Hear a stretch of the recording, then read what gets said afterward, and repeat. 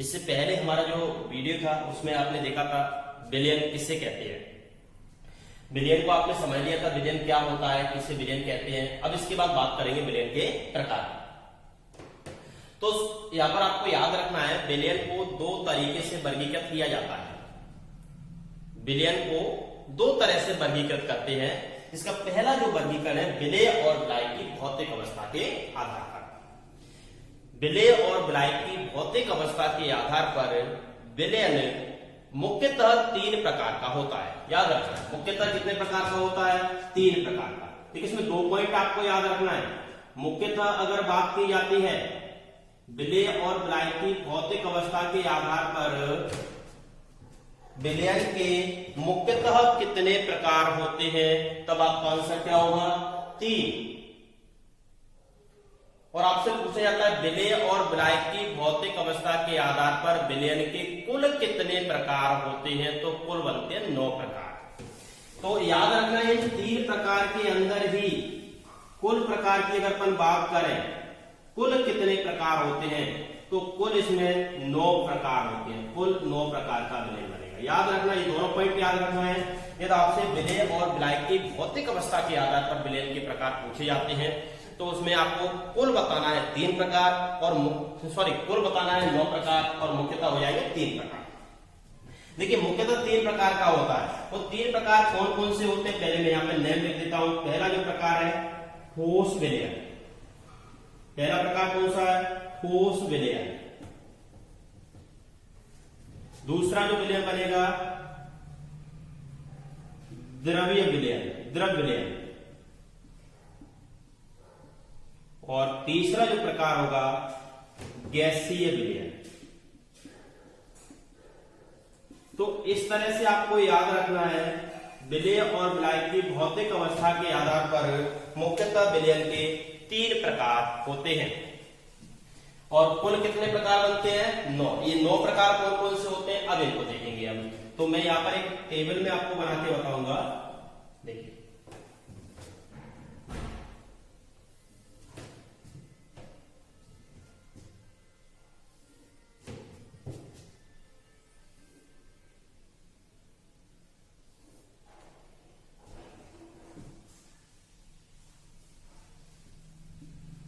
विलयन का प्रकार, इस वाले कॉलम पर लिखेंगे विलयन का प्रकार। इसमें लिखेंगे विलायक की अवस्था। अवस्था के आधार पर ही तो बांटा, तो विलायक किस अवस्था में ले रहे हैं ये देखेंगे यहां पर। और इसमें देखेंगे विलेय की अवस्था, विलेय की अवस्था। और यहां पर सबका एक एक उदाहरण भी लेके चलेंगे, तो साथ में उदाहरण से भी समझेंगे कि कौन सा विलयन का उदाहरण कौन सा होगा। तो इस तरह से आपको याद रखना है विलयन का प्रकार। पहला विलयन मैंने आपको कौन सा बताया? ठोस विलयन। तो यहां पर सबसे पहले हम लिख देते हैं ठोस विलयन। ठोस विलयन। अब देखिए याद एक बात और आपको याद करना है, जब भी हम विलयन की बात करते हैं तो विलयन की जो अवस्था होती है वो केवल विलायक की अवस्था पर निर्भर करती है। विलयन की अवस्था केवल विलायक की अवस्था पर निर्भर करती है। आप विलायक जैसा लेते हो, जिस अवस्था में आप विलायक को लेते हो विलयन भी वैसा ही बनता है। यदि आपने विलायक को ठोस लिया है तो विलयन ठोस बनेगा। यदि आपने विलायक को द्रव लिया तो विलयन द्रव बनेगा। यदि आपने विलायक को गैस लिया तो विलयन गैस बनेगा। तो यहां पर हम ठोस विलयन की बात कर रहे हैं, मतलब विलायक को आपको कैसा लेना पड़ेगा? ठोस। और आपने विलेय को यहां पर ठोस लिया, ठोस में आपने ठोस को मिला दिया, विलयन कैसा बन जाएगा? ठोस विलयन बनेगा। विलायक को भी आपने ठोस लिया, विलेय को ठोस लिया, विलयन कैसा बना? ठोस। उदाहरण आप सब लोगों ने पढ़ा हुआ है, मिश्र धातु है। जब एक धातु को दूसरे धातु में मिक्स करते हैं तो मिश्र धातु बनती है। वहां पर दोनों धातु ठोस अवस्था में होती है, तो धातु का धातु के साथ जो मिश्रण बनाओगे मिश्र धातु कहते हैं। तो इसका उदाहरण हो जाएगा मिश्र धातु है। मिश्र धातु है जैसे कुछ मिश्र धातु के नाम जैसे मैं लिख देता हूं, पीतल है, कांसा है। पीतल कौन कौन सी धातुओं का मिश्रण होती है? कॉपर और जिंक। और कांसा को आप बताओगे मुझे कमेंट बॉक्स में कि कांसा कौन कौन सी धातुओं का मिश्रण होता है। कमेंट करके बताना कांसा कौन कौन सी धातुओं का मिश्रण होता है। ठोस और विलय को लेते हैं द्रव। अब की बार आपने विलायक को ठोस अवस्था में लिया और विलय को द्रव अवस्था में लिया है, तो विलयन तो यहां पर ठोस ही बनेगा, ठोस प्रकार का विलयन होगा, क्योंकि मैंने बताया था जैसी विलायक की अवस्था आप लेते हो विलयन वैसा ही बनता है। तो यहां पर इसका उदाहरण क्या हो जाएगा, आपने पारा देखा होगा, पारा मरकरी एक मात्र ऐसी धातु है जो द्रव अवस्था में पाई जाती है। तो पारे को आप अन्य धातुओं के साथ मिला दो, जैसे पारे का सोडियम के साथ मिश्रण कह देता हूं, पारे का सोडियम के साथ मिश्रण। अब आपको ये बताना है मुझे कमेंट बॉक्स में कि पारे का सोडियम के साथ या पारे का अन्य धातु के साथ जो मिश्रण बनाते हैं उसे क्या कहते हैं। ये आपको कमेंट बॉक्स में कमेंट करके बताना है। पारे को अन्य धातु के साथ मिलाते हैं तो मिलाने पर जो मिश्रण बनता है उसका नाम क्या होता है, क्या कहते हैं। चलिए यहां पर तीसरे प्रकार की बात करते हैं। आप विलायक को फिर से ठोस अवस्था में लेते हो और अब की बार आप यहां पर विलय की अवस्था को गैस लेते। आपने ठोस में गैस को मिलाया, ठोस में गैस को मिलाया, विलयन तो ठोस ही बनेगा क्योंकि विलायक की अवस्था फिर से आपने ठोस ली है। तो यहां पर याद रखना है हाइड्रोजन गैस का पैलेडियम द्वारा अधिशोषण। देखिए यहां पर जो हाइड्रोजन होती है ये गैसीय अवस्था में होती है और पैलेडियम एक धातु है। पैलेडियम एक ऐसी धातु है जो हाइड्रोजन गैस को अधिशोषित कर लेती है, सतह पर एकत्रित कर लेती है। तो पैलेडियम द्वारा हाइड्रोजन गैस का अधिशोषण, पैलेडियम और हाइड्रोजन गैस दोनों के मिश्रण को क्या कहोगे आप, ठोस विलयन को कहोगे। पैलेडियम यहां पर विलायक है और इसने गैस का अपनी सतह पर अधिशोषण किया है, ये विलय हुए। तो इस तरह से ठोस विलयन की कुल कितने प्रकार हुए, 3। अब ऐसी बात करेंगे द्रवीय विलयन। तो दूसरा आपका जो प्रकार है द्रव विलयन, द्रवीय विलयन कहते हैं इसको, द्रव विलयन। अब द्रवीय विलयन में आपको विलायक की अवस्था कैसी लेनी होगी, द्रव के साथ पहले हम ठोस को मिलाते हैं। जब द्रव के साथ ठोस को मिलाओगे तो विलयन कैसा बनेगा, द्रव, क्योंकि जैसा विलायक लेते हो विलयन वैसा ही बनता है। ये विलयन जैसे आपने पानी लिया, पानी के अंदर आपने शक्कर को मिला दिया या ग्लूकोज को मिला दिया या नमक को मिला दिया, ये सभी ग्लूकोज, शक्कर, नमक सभी ठोस अवस्था में होते हैं। इनको आप द्रव के साथ मिलाओगे विलयन कैसा बनेगा, द्रवी बनेगा। तो यहां पर मैं लिखूंगा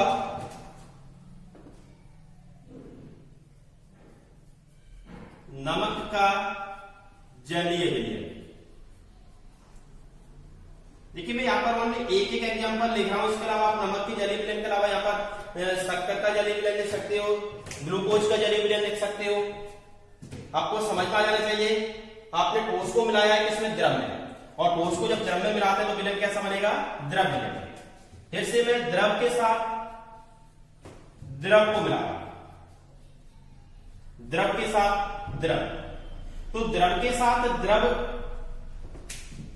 का मिश्रण द्रव विलयन ही बनेगा क्योंकि यहां पर विलायक की अवस्था द्रव है। इसकी अवस्था पर विलयन की अवस्था निर्भर नहीं करती है, विलयन की अवस्था केवल इस पर निर्भर करती है। आप विलायक को जैसा लोगे विलयन वैसा ही बनेगा। तो द्रव विलयन, इसमें आपने सुना होगा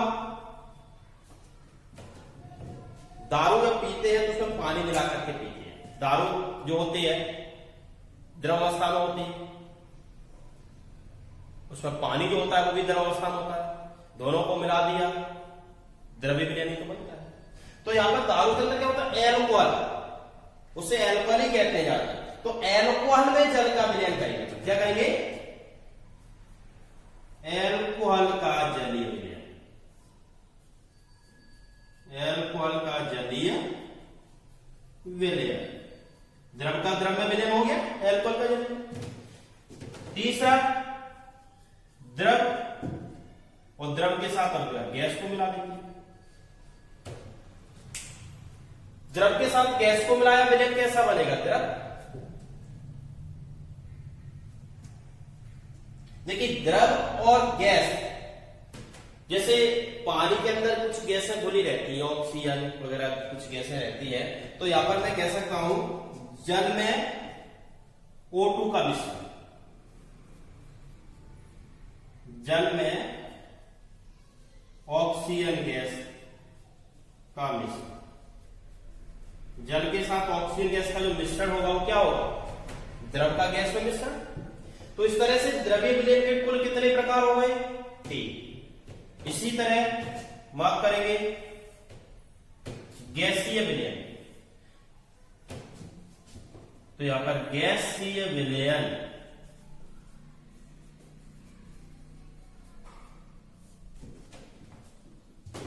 यहां पर विलायक को किस अवस्था में लेना होगा? गैसीय अवस्था में। विलय को पहले हम ठोस अवस्था में लेंगे। गैस में आपने ठोस के कण घोल दिए, मिला दिए। धुएं का उदाहरण, इसमें जो धुआं होता है, धुएं में क्या होता है? गैसें होती है, गैसें में कार्बन के कण होते हैं, तो कार्बन के कण तो ठोस हो जाएंगे और विलायक ये क्या हो जाएगा? गैस। गैसें जो होती है वो गैसीय अवस्था में रहेंगी, बाकी उसमें कार्बन के जो कण होते हैं ठोस अवस्था में हो जाएंगे। ऐसी आंधी भी होती है, आंधी मिट्टी और धूल के कण उड़ते हैं, मिट्टी और धूल के कण किसमें उड़ते हैं? हवा में उड़ते हैं, गैस में। हवा क्या होती है? गैस। तो गैस के साथ मिट्टी और धूल के कणों का मिश्रण या गैस के साथ कार्बन के कणों का मिश्रण, तो इसका उदाहरण हो जाएगा धुआं, आदि आदि, ये इसके उदाहरण। फिर आपने गैस के साथ द्रव को मिलाया, जब गैस में द्रव को मिलाओगे, आपने देखा होगा गैस के साथ जलवाष्प का मिश्रण कह सकते हैं, गैस और जलवाष्प दोनों का मिश्रण। गैस और जलवाष्प का मिश्रण आपने देखा होगा सर्दियों में सुबह सुबह देखते हो ठंडक में बहुत सारा कोहरा होता है, तो कोहरे में क्या रहता है? गैस है और द्रव। कोहरे के अंदर क्या क्या रहता है? गैस होती है, और गैस के साथ साथ उसमें क्या रहता है? जल के कण, तभी तो ठंडा होता है। गैस और गैसों के साथ जल के कण और ठंड। तो यहां पर आपको याद रखना है गैस और द्रव का मिश्रण जो होगा उसे क्या कहोगे आप? कोहरे, कोहरा हो जाएगा, या गैस में जलवाष्प का मिश्रण कह सकते हैं। गैस में जल, गैस में क्या बना हुआ है? जल। फिर से हम गैस और गैस के साथ गैस को ही मिक्स कर देते हैं, गैस के साथ गैस को मिक्स करेंगे, विलयन कैसा बनेगा? गैसीय विलयन ही बनेगा, गैस और गैसों का मिश्रण। यहां पर क्या लिखेंगे? गैसों का मिश्रण, गैसों का मिश्रण। वायु को ले लो, इसलिए वायु, वायु में क्या है? वातावरण में जो वायु होती है उसमें नाइट्रोजन भी है, ऑक्सीजन भी है, कार्बन डाइऑक्साइड भी है, सारी गैसें बनी हुई है। तो गैसों का जो मिश्रण होगा, गैसों का गैसों में तो मिश्रण है, गैसों का गैस में जो मिश्रण बनता है गैसीय मिश्रण बनेगा, और इसका उदाहरण हो जाएगा गैसों का मिश्रण। तो इस तरह से देखिए मैंने बताया था विलय और विलायक की भौतिक अवस्था पर आधार पर विलयन के यदि अपन मुख्यतः प्रकार की बात करें तो मुख्यतः कितने प्रकार थे? 3। और यदि विलय और विलायक की भौतिक अवस्था के आधार पर विलयन के कुल प्रकार की बात करेंगे तो कितने हो जाएंगे? 9। देख रहे हो, 3 ठोस विलयन बने थे, 3 द्रवीय टाइप के विलयन बने थे, 3 गैसीय टाइप के विलयन बने थे। तो इस तरह से कुल कितने प्रकार हो जाएंगे? 9 प्रकार हो जाएंगे। तो ये आपका जो वर्गीकरण था विलय और विलायक की भौतिक अवस्था के आधार पर था वर्गीकरण। विलयन का जो दूसरा प्रकार होता है सांद्रता के आधार पर, सांद्रता के आधार पर भी विलयन को वर्गीकृत करते हैं। सांद्रता के आधार पर विलयन के निम्नलिखित प्रकार होते हैं। यहां पर सबसे पहले आपको समझना होगा सांद्रता का मतलब क्या होता है। सांद्रता का मतलब होता है विलयन में उपस्थित विलय की मात्रा। विलयन की जो सांद्रता होती है वो विलय की मात्रा पर निर्भर करती है। विलय की मात्रा, जो विलयन होता है विलायक और विलय दोनों से मिलकर के बना होता है, उन दोनों विलायक और विलय में से विलयन की सांद्रता केवल किस पर निर्भर करती है? विलय की मात्रा पर निर्भर करती है। तो आप जितना विलय लेते हो सांद्रता उसकी उतनी ज्यादा, जैसे ज्यादा विलय ले रहे हो तो सांद्रता ज्यादा हो जाएगी, कम विलय लोगे तो सांद्रता कम हो जाएगी। तो यहाँ पर विलय की मात्रा के आधार पर भी अपन वर्गीकरण कह सकते हैं। सांद्रता के आधार का मतलब ये भी कह सकते हो विलय की मात्रा के आधार पर वर्गीकरण। तो मैं यहाँ पर लिख देता हूं, विलय की मात्रा के आधार पर वर्गीकरण निम्नलिखित प्रकार से होता है। विलयन में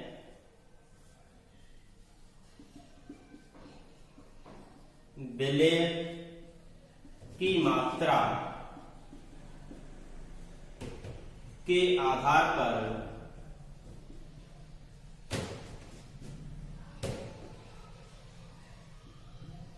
विलयन निम्न प्रकार का होता है। निम्न प्रकार का होता है। देखिए यहां पर इसका जो पहला प्रकार है तनु विलयन। तनु विलयन। दूसरा प्रकार सांद्र विलयन।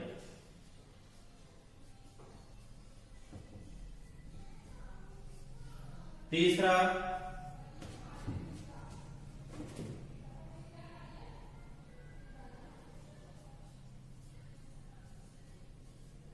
असंतृप्त विलयन।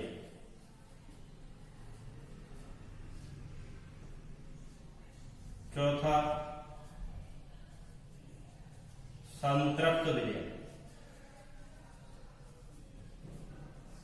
और पांचवा है अति संतृप्त विलयन। अति संतृप्त विलयन। तो आपको याद रखना है विलय की सांद्रता के आधार पर, विलयन की सांद्रता के आधार पर विलयन के निम्नलिखित प्रकार है। पहले तो इनको याद कर लो कौन कौन से प्रकार होते हैं। पहला है तनु विलयन, दूसरा सांद्र विलयन, तीसरा असंतृप्त विलयन, चौथा संतृप्त विलयन और पांचवा अति संतृप्त विलयन। अब देखिए इसमें बात करेंगे तनु विलयन की। तनु विलयन किसे कहते हैं? मैं यहाँ पर कुछ दो स्ट्रक्चर आपके सामने बनाऊंगा। देखिए यहाँ पर पहला जो स्ट्रक्चर है उसमें आपने पानी लिया, पानी 1 लीटर पानी आपने इसमें लिया होगा, 1 लीटर, और 1 लीटर पानी के अंदर आपने केवल 10 ग्राम शक्कर को घोला, ओनली 10 ग्राम। दूसरी बार आपने विलयन बनाया, वही पानी और शक्कर का ही विलयन बनाया आपने। पानी लिया, पानी कितना लिया? 1 लीटर, और इसमें अब की बार आपने लगभग 200 ग्राम शक्कर को डिजोल्व कर। इन दोनों में से सांद्रता किसकी अधिक होगी? मैंने बताया था सांद्रता विलय की मात्रा पर निर्भर करती है। विलायक को आपने फिक्स कर दिया है, इसमें भी 1 लीटर लिया है, इसमें भी 1 लीटर लिया है, और आपने विलय की सांद्रता को चेंज कर दिया, विलय की मात्रा को चेंज कर दिया। एक में केवल 10 ग्राम लिया है, दूसरा 200 ग्राम लिया हुआ। तो यहां पर जिसमें आप विलय की मात्रा कम लेते, जिसमें विलय की मात्रा कम लेते बिल्कुल पतला विलयन बनेगा, और जिसमें विलय की मात्रा ज्यादा ले रहे हो थोड़ा गाढ़ापन रहेगा उसमें। तो आपको याद रखना है ऐसा विलयन जिसमें विलायक की तुलना में विलय की मात्रा बहुत कम होती है उसे तनु विलयन कहते हैं।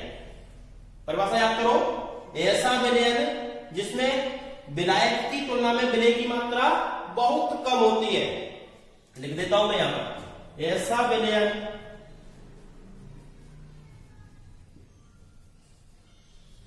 जिसमें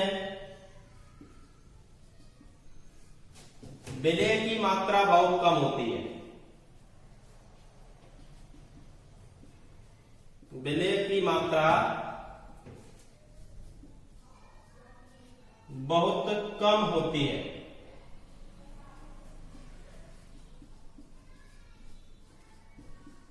तनु विलयन कहलाता है। तनु विलयन कहलाता है। और एक पॉइंट और याद रखना, तनु विलयन को ही आदर्श विलयन कहते हैं। तनु विलयन को ही आदर्श विलयन कहते हैं। तो यही आदर्श विलयन होते हैं, याद रखना, आदर्श विलयन। तनु विलयन को ही क्या कहते हैं? आदर्श विलयन कहते हैं, आदर्श विलयन। तो ये परिभाषा आपको याद रखना है तनु विलयन की। ऐसा विलयन जिसमें विलय की मात्रा बहुत कम होती है तनु विलयन कहलाता है। इस प्रकार के विलयन को आदर्श विलयन कहते हैं। अब दूसरे प्रकार में आपने क्या किया? विलय की मात्रा को बढ़ा दिया, विलय की मात्रा को बढ़ा दिया। तो विलयन कैसा बनेगा? गाढ़ापन आ जाएगा विलयन के अंदर, और गाढ़ापन आएगा तो अपन क्या कहेंगे? सांद्र विलयन कहेंगे।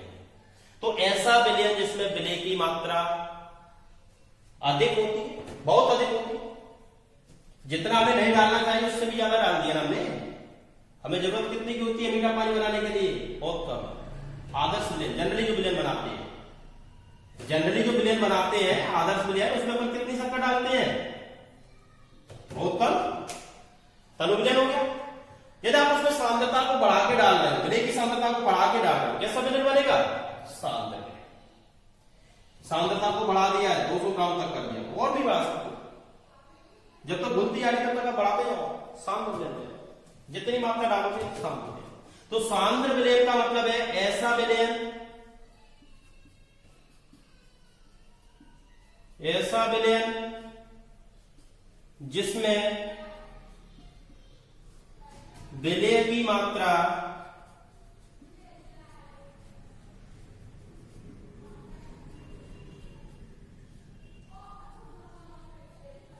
बहुत अधिक होती है।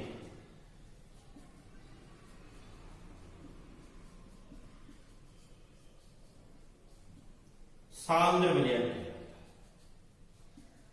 सांद्र विलयन कहलाता है। क्या कहलाएगा? सांद्र विलयन। अब असंतृप्त विलयन। देखिए आप विलयन बनाते जा रहे हैं, मैं फिर से यहां पर एक एग्जाम्पल स्ट्रक्चर से समझाऊंगा आपको। संतृप्त विलयन और संतृप्त विलयन दोनों। एक आपने विलयन बनाया और दूसरा विलयन आपने दो कंटेनर लिया आपने, दोनों कंटेनर में आपने पहले पानी ले लिया, 1-1 लीटर लिया दोनों। पानी की गिलाई की मात्रा को फिक्स ले रहे हैं, 1 लीटर इसमें है और 1 लीटर इसमें है पानी।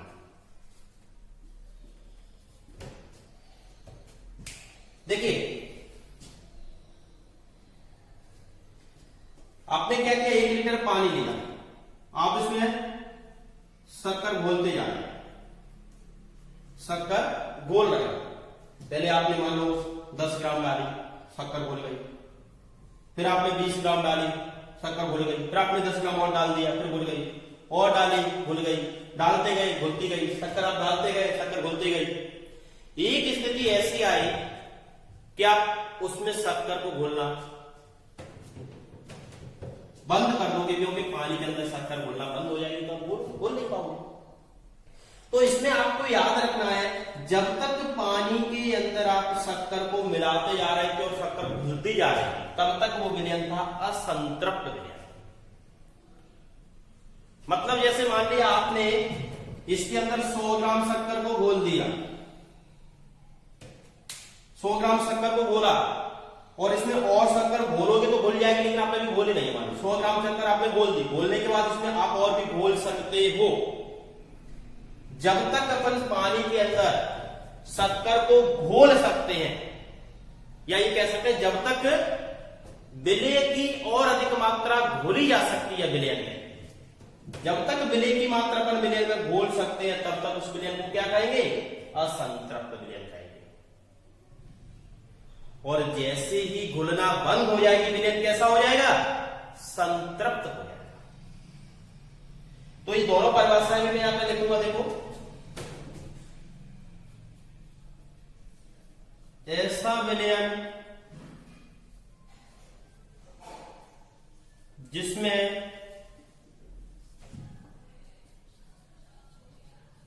विलय की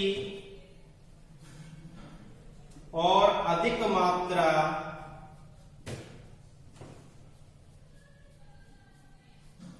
घोली जा सकती हो, घोली जा सकती हो, क्या कहलाएगा? असंतृप्त विलयन कहलाता है। असंतृप्त विलयन कहलाता है। ऐसा विलयन जिसमें विलय की और अधिक मात्रा घोली जा सकती हो, असंतृप्त विलयन कहलाता है। 100 ग्राम घोली अभी और इसमें आप घोल सकते हो, मतलब विलयन अभी असंतृप्त विलयन बना हुआ रखा हुआ है और अपन घोल पा रहे हैं। जैसे मान लीजिए इसमें आपने 1 लीटर पानी के अंदर 250 ग्राम शक्कर घोल दी, फिर उसमें आप शक्कर घोल रहे हो, नहीं घोल रही, तो मतलब पानी कैसा हो गया है? विलयन कैसा हो गया है? संतृप्त हो गया है। संतृप्त विलयन के अंदर और विलय की मात्रा को नहीं घोल सकते हैं, तो इसकी परिभाषा हो जाएगी ऐसा विलयन जिसमें विलय की और अधिक मात्रा नहीं घोली जा सकती हो। क्या लिखोगे? ऐसा विलयन जिसमें विलय की और अधिक मात्रा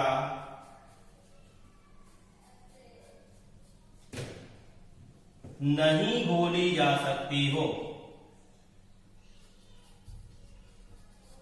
नहीं घोली जा सकती हो, संतृप्त विलयन कहलाता है। संतृप्त विलयन कहलाता है। तो याद रखना, जब तक विलय की मात्रा को अपन विलायक में घोल रहे थे और घुलती जा रही थी, तब तक विलयन था असंतृप्त, और जैसे ही विलय की मात्रा घुलना बंद हो जाती है और अधिक विलय नहीं घोल सकते हैं, तब उसको क्या कहेंगे? संतृप्त विलयन। अब बात आती है अति संतृप्त विलयन की। मान लिया आपने इस विलयन के अंदर 250 ग्राम शक्कर को घोल दिया, पानी और शक्कर को दोनों को मिलाकर के आपने जो विलयन बनाया है उसमें आपने 250 ग्राम शक्कर घोली थी। अब इसमें आपने क्या किया? और शक्कर घोलना चाह रहे थे, नहीं घोल रही थी, मतलब विलयन जो रखा हुआ है, संतृप्त विलयन बना हुआ रखा हुआ है अपने पास। इसको अपन क्या करेंगे? थोड़ा सा टेम्परेचर इंक्रीज करेंगे। जैसे ही आप संतृप्त विलयन का टेम्परेचर इंक्रीज करते हो तो संतृप्त विलयन बदल जाता है असंतृप्त विलयन। आप घर पर चाशनी बनाते हो या बनाते हुए कभी किसी को देखा होगा तो चाशनी हमेशा वो गर्म करके ही बनाते हैं, क्योंकि ठंडे पानी में अपन एक फिक्स मात्रा से ज्यादा उसमें शक्कर नहीं घोल सकते। मतलब ठंडा जो पानी होता है बहुत जल्दी संतृप्त विलयन बना लेता है, उसमें ज्यादा विलयन शक्कर अपन नहीं घोल पाते, संतृप्त विलयन बन जाता है, और संतृप्त विलयन बनने के बाद उसमें शक्कर ज्यादा नहीं घोल सकते, मतलब चाशनी नहीं बना सकते। तो चाशनी बनाने के लिए क्या करते हैं? संतृप्त विलयन को गर्म करते। तो जैसे ही गर्म करोगे संतृप्त विलयन कैसा बदल जाएगा? असंतृप्त विलयन। और फिर आप उसमें विलय की मात्रा घोलोगे तो और घुलने लगेगी, और जो विलयन बनेगा वो कैसा होगा? अति संतृप्त हो जाएगा। तो ऐसा विलयन जिसमें विलय की मात्रा संतृप्त विलयन की तुलना में अधिक होती है। संतृप्त हो गया था विलयन, उसमें भी आपने विलय को घोल दिया, तो ऐसा विलयन जिसमें विलय की मात्रा संतृप्त विलयन की तुलना में अधिक होती है, अति संतृप्त विलयन कहलाता है। ऐसा विलयन जिसमें विलय की मात्रा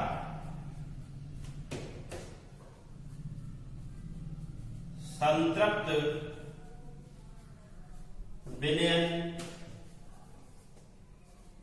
की तुलना में अधिक होती है, संतृप्त विलयन की तुलना में अधिक होती है, अति संतृप्त विलयन कहलाता है।